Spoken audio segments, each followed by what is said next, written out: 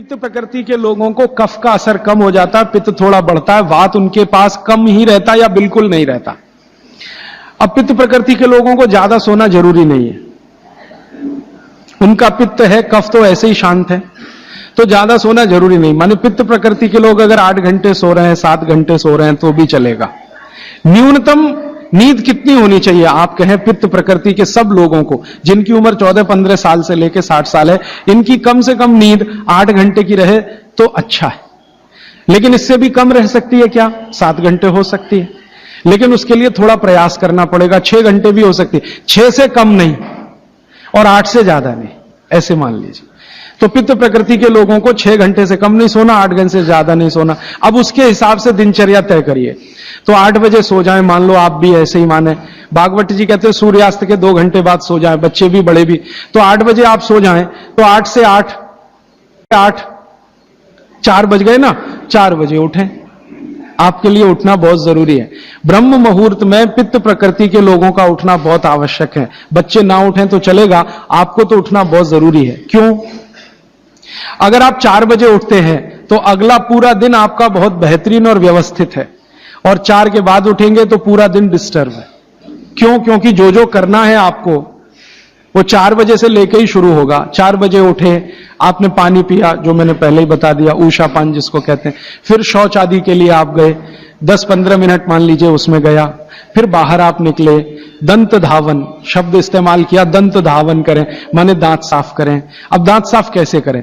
पित्त प्रकृति के लोगों को हमेशा दांत ऐसी चीज से साफ करना जो कषाय हो स्वाद में, तिक्त हो स्वाद में। कषाय समझते हैं? कड़वा, जो स्वाद में कड़वा है और तिक्त है, ऐसी चीजों से आपको दांत साफ करना। क्योंकि तो पित्त को कम करना, कंट्रोल करके रखना, यह कषाय और तिक्त स्वाद की चीजों से ही होगा।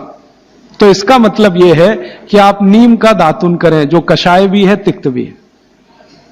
भागवत जी ने कॉलगेट के लिए मना किया है। कॉलगेट था ही नहीं तो लिखा भी नहीं है उन्होंने कहा कि आप नीम का दातुन करें। और नीम से भी अच्छा एक दातुन उन्होंने बताया, मदार। मदार समझते हैं? मदार का एक पेड़ होता है, वो कहते हैं नीम से भी अच्छा है, क्योंकि वो और ज्यादा कषाय है और ज्यादा तिक्त। फिर एक है बबूल,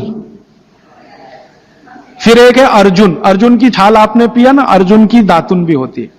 तो ऐसे 12 वृक्ष उन्होंने बताए हैं। नीम है, मदार है, अर्जुन है, फिर ये जो होता ना आम, बबूल है, आम है, अमरूद है। ऐसे 12 वृक्षों का उन्होंने वर्णन किया है कि इनकी दातुन ही करना, इसके आगे 13वें वृक्ष की नहीं। और वो डिटेल लिखा है किताब में, आप ले सकते। जब उन्होंने आगे लिखा है वो मैं अभी बता दूं। वो ये कहते हैं कि जीवन में जो ऋतु है, ऋतु गर्मी है, फिर सर्दी है, फिर बरसात है, 3 तो मुख्य ऋतुएं हैं, फिर इनकी उप ऋतुएं हैं तो 6 हो जाती हैं। शरद है, शिशिर है, वसंत है। तो मोटा मोटा बता देता हूं, ज्यादा बारीक आपको याद नहीं रहेगा। वो ये कहते हैं कि जब गर्मी का सीजन है, गर्मी माने अप्रैल से शुरू कर लीजिए, उगादी से शुरू कर लीजिए, नहीं तो आप मकर संक्रांति से ही मान लीजिए। तो मकर संक्रांति से लेकर जब तक गर्मी है माने बारिश नहीं होती, तब तक नीम के दातुन की बात कही उन्होंने। तो इसमें चैत्र भी आएगा, वैशाख भी। अब आप पुरानी चीज जरा देखिए कि हमारे बचपन में हमारी दादी कहती थी कि देख चैत्र का महीना लग गया, नीम के पत्ते खा ले तो अगले 1 साल तक बीमार नहीं पड़ेगा। तो वो समय यही आता है जो भागवत जी का कैलकुलेशन। क्यों? ये जो समय है इसमें पित्त को भड़कने से बचाने में सबसे बड़ी मदद ये करेगा नीम। तो नीम का दातुन, नहीं तो बबूल का दातुन, नहीं तो मदार का दातुन। लेकिन गर्मियों में सबसे अच्छा नीम है। दूसरा सबसे अच्छा बबूल है गर्मियों में। और सर्दियों के दिन में सबसे अच्छा दातुन है अमरूद के पेड़ का दातुन। सर्दियों में सबसे अच्छा अमरूद के पेड़ का। और अमरूद के जैसा ही एक और पेड़ होता है, जामुन का भी दातुन करने का नियम बताया है, लेकिन पता नहीं आप तोड़ पाएंगे कि नहीं। लेकिन अमरूद का आसानी से मिल जाएगा। और फिर ज्यादा बारिश के दिनों में जो वो बोलते हैं तो आम का भी कर सकते हैं, अर्जुन का भी कर सकते हैं। और आप बोलेंगे जी पूरी जिंदगी अगर नीम का ही दातुन करें तो कर सकते हैं। 3 महीने लगातार करके थोड़े दिन छोड़ देना, फिर 3 महीने कर लेना। वो थोड़े दिन छोड़ने का नियम ध्यान रखना। तो फिर आप बोले थोड़े दिन छोड़ दिया तो क्या करें? उस दिन दंत मंजन कर लेना। दंत मंजन के लिए वो ये कहते हैं कि आप जिस वो कहते का तेल और जिस क्षेत्र में रह रहे हैं वहां जो उपलब्ध लवण माने नमक, और जिस क्षेत्र में रह रहे हैं वहां की उपलब्ध हल्दी, ये तीनों मिलाकर आप पाउडर बना के दांत पे घिस सकते हैं। ये बहुत अच्छा दंतमंजन उन्होंने माना। दूसरा दंतमंजन उन्होंने बताया है, गाय के गोबर को सुखाकर जलाएं, उसकी जो राखी है उसमें थोड़ा कपूर मिला दें, थोड़ा सेंधा नमक मिला दें, बहुत अच्छा दंतमंजन। तीसरा वो कहते हैं कि जो त्रिफला चूर्ण, मैंने बार बार आपको बोला त्रिफला चूर्ण है, तो इसको बारीक पीसें। दंतमंजन के लिए बारीक पीसना और खाने के लिए मोटा पीसना। तो बारीक त्रिफला चूर्ण, थोड़ा सेंधा नमक, बस मिला के दांत पे घिसें, तो ये दंतमंजन। ऐसे 8-10 तरह के दंतमंजन है, 12 किस्म की दातुन है। तो आप ये जरूर करें, माने टूथपेस्ट बंद करें। अब क्यों करें टूथपेस्ट बंद? भागवत जी और आधुनिक विज्ञान को जरा जोड़ता हूं। आप पित्त के असर में हैं, जान लीजिए। सुबह सोकर उठेंगे तो मुंह में पित्त ही भरा हुआ है, लार जिसको आप कह रहे हैं। अब ये असर ज्यादा है तो इसको कंट्रोल रखना है आपको, तो इसलिए कहा ये दातुन अच्छी है। लेकिन अगर आप ब्रश कर रहे हैं, पेस्ट कर रहे हैं, तो क्या है उसमें? चीनी है, चीनी है ना, शुगर है। अब वो सैकरीन के रूप में है या किसी भी रूप में शुगर है, और शुगर और पित्त का झगड़ा है।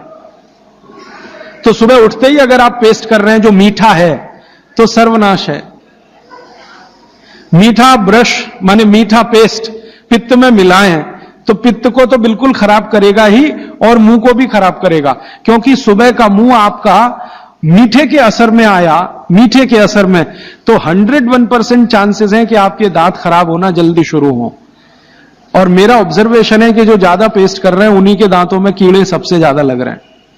कीड़े लगना माने दांत खराब होना। आप बंद करिए, ये अच्छा नहीं है, विज्ञान के हिसाब से बहुत खराब, और धर्म के हिसाब से तो और भी खराब गया हूं। सभी कॉलगेट, क्लोजअप, पेप्सोडेंट जैसे टूथपेस्ट मरे हुए जानवरों की हड्डियों से बन रहे हैं। जैसे कॉलगेट बन रहा है मरे हुए सुअर की हड्डियों से। ये प्रयोगशाला में प्रयोग करके हम प्रमाणित करने के बाद बोल रहे हैं आपसे, क्योंकि मैं जानता हूं सामने वाली कंपनी मेरे खिलाफ केस कर सकती है। फिर भी मैं बोल रहा हूं कि कॉलगेट बन रहा है मरे हुए सुअर की हड्डियों से, पेप्सोडेंट बन रहा है मरी हुई गाय की हड्डियों से, क्लोजअप और फॉरहंस बन रहे हैं बकरी और बकरे की हड्डियों से। और अगर आप शाकाहारी हैं, चुस्त जैन हैं और सवेरे सवेरे हड्डियों को घिस रहे हैं, तो कहां धर्म पालन हो रहा है? और आप तो जैन है, तो इतना जान लीजिए कि प्रत्यक्ष हिंसा का जितना पाप है ना, परोक्ष हिंसा का पाप भी उतना ही है। तो किसी कंपनी ने आपके लिए बनाया टूथपेस्ट, माने उसने मारा जानवरों को, उसमें से निकालने के लिए हड्डियां आपके लिए बनाया, तो पाप आपके ऊपर उतना ही है जितना उस मारने वाले के ऊपर है। तो कसाई का पाप अपने सिर पे क्यों लेना? तो क्यों ये कॉलगेट, क्लोजअप बंद कर दीजिए। दातुन पे आइए, नहीं तो दंतमंजन। आप कहेंगे चेन्नई में दातुन नहीं मिलता, नहीं मिलता तो दंतमंजन बताया उन्होंने, वो आप बना लीजिए। तरीका मैंने बता दिया। सभी ऋतुओं में एक दंतमंजन वो कहते हैं कॉमन है, त्रिफला चूर्ण का दंतमंजन किसी भी ऋतु में किया जा सकता है। तो आप उसका ध्यान, क्योंकि मैं आपसे ये कह रहा हूं कि आपके शरीर के स्वस्थ रहने से ज्यादा बड़ा कोई काम नहीं है दुनिया में। कोई शर्म नहीं, सास की शर्म नहीं, ससुर की शर्म नहीं, पति की शर्म नहीं, बच्चों की शर्म नहीं। आपने दोपहर का खाना खाया, झपकी ले ही लो, 20 मिनट से 40 मिनट, जिंदगी आपकी सुखी रहेगी, जिंदगी भर आप सुखी रहेंगे। इसमें कोई शर्म की बात नहीं है, यह शरीर की जरूरत है। जैसे भूख लगती है तो हम खाना खाते हैं, इसमें क्या शर्म करते हैं? वैसे ही खाना खाते ही ब्लड प्रेशर बढ़ता है, और ब्रेन को ज्यादा प्रेशर बर्दाश्त नहीं है, तो नींद लेना ही शरीर के लिए अच्छा है। तो आप ये कर लो। पुरुषों के लिए भी मेरी विनती है। आप कहेंगे जी दुकान में व्यवस्था नहीं, कुछ बना लो, आगे पीछे कुछ तोड़ ताड़ के ऐसी व्यवस्था कर लो कि खाते ही पैर सीधे करने को कुछ तो हो जाए। आप कहेंगे जी ताड़ के ऐसी व्यवस्था कर लो कि खाते ही पैर सीधे करने को कुछ तो हो जाए। आप कहेंगे जी बैंक में काम करते हैं, बीमा कंपनी में काम करते हैं, तो मैं अमेरिका, यूरोप की उन कंपनियों की लिस्ट दे देता हूं जहां पर यह नियम बन चुका है। आपके बैंक और बीमा वालों को वो लिस्ट दिखा दो कि जब ये अमेरिका और कनाडा और ब्रिटेन और ऑस्ट्रेलिया और न्यूजीलैंड में कानून बन सकता है, तो हिंदुस्तान में क्यों नहीं? बागभट्ट तो हिंदुस्तान के थे। अब मैं आपको एक उल्टी बात कहता हूं। गुजरात में जाता हूं मैं, राजस्थान में जाता हूं, जयपुर जैसे शहर में, राजकोट जैसे शहर में, तो दोपहर को सारा बाजार बंद रहता है।